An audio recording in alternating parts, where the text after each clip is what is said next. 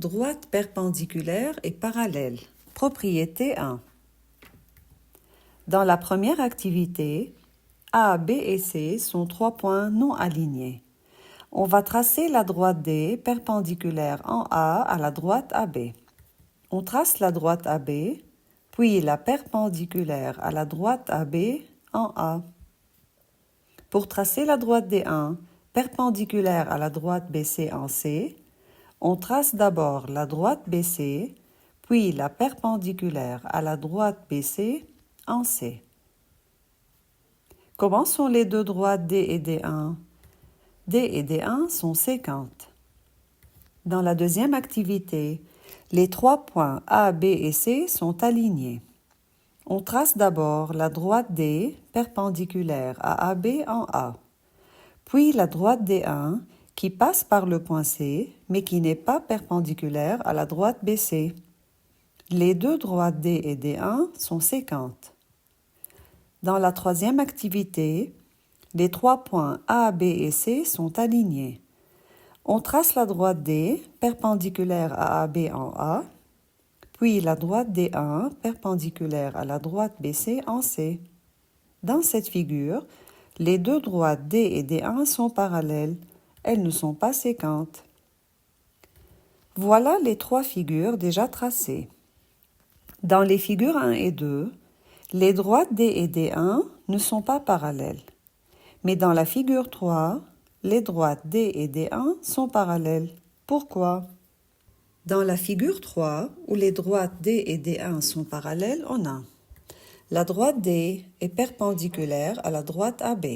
Je peux aussi dire la droite D est perpendiculaire à la droite BC ou la droite AC, car les 3 points A, B et C sont alignés. La droite D1 est perpendiculaire à la droite AB. Les deux droites sont perpendiculaires à la même droite AB, alors elles sont parallèles. Dans la figure 1, la droite D est perpendiculaire à la droite AB et la droite D1 est perpendiculaire à la droite BC. Les deux droites ne sont pas perpendiculaires à la même droite. L'une est perpendiculaire à AB, l'autre est perpendiculaire à BC. Alors D et D1 ne sont pas parallèles. Dans la figure 2, la droite D est perpendiculaire à AB, mais la droite D1 n'est pas perpendiculaire à la droite AB. Alors, D et D1 ne sont pas parallèles.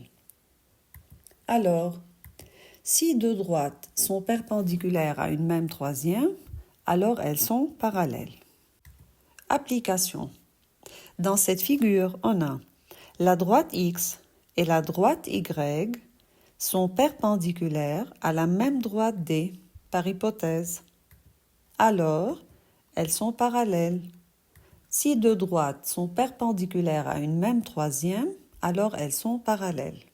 Droite perpendiculaire et parallèle, propriété 2. Dans cette figure, on a deux droites parallèles U et V. La droite D est perpendiculaire à la droite U. Est-ce que la droite D est aussi perpendiculaire à la droite V? Oui. La droite V est perpendiculaire à la droite D. Dans la deuxième activité, les deux droites U et V ne sont pas parallèles. La droite D est perpendiculaire à U. Est-ce que D est aussi perpendiculaire à V? Non, la droite D n'est pas perpendiculaire à la droite V.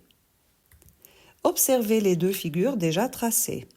Dans la figure 1, D est perpendiculaire à V, car si on a deux droites parallèles, U et V, et la droite D est perpendiculaire à l'une des deux, qui est la droite U, alors D est aussi perpendiculaire à l'autre, qui est la droite V. Mais dans la figure 2, la droite D n'est pas perpendiculaire à la droite V, car les deux droites U et V ne sont pas parallèles. Application. La droite D1 et la droite D2 sont deux droites perpendiculaires en haut. La parallèle à D1 passant par A coupe la droite D2 en M. Pourquoi la droite AM et la droite D2 sont-elles perpendiculaires? AM est parallèle à D1 par hypothèse. D2 est perpendiculaire à l'une de ces deux droites. D2 est perpendiculaire à D1 par hypothèse. Alors D2 est aussi perpendiculaire à AM. Si deux droites sont parallèles, alors toute perpendiculaire à l'une est aussi perpendiculaire à l'autre. Synthèse, voilà les deux propriétés.